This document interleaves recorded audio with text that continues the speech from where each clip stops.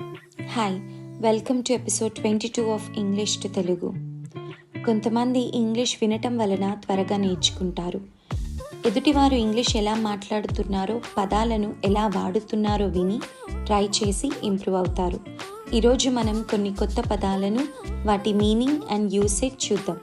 First word endure, endure, endure, or you can even pronounce it as endure. Endure, endure meaning భరించుట. Example, she endured an extreme domestic violence before seeking the divorce. ఆమె విడాకులు కోరటానికి ముందు తీవ్రమైన గృహహింసకు గురి అయింది.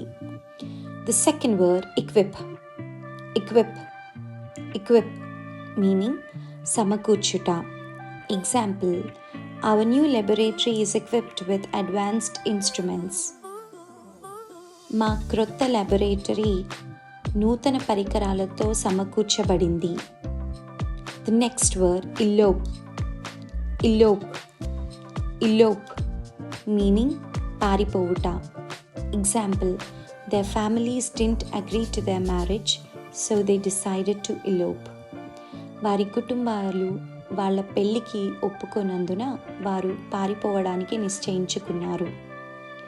The next word enact, enact, enact meaning చట్టం చేయుట లేదా నటించుట.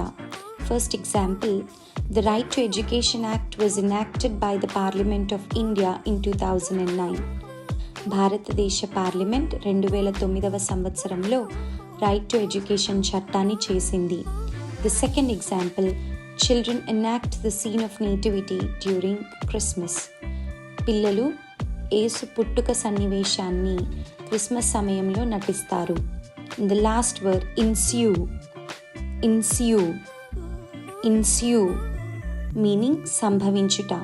Example, we expect a lot and suffering ensues due to our expectations.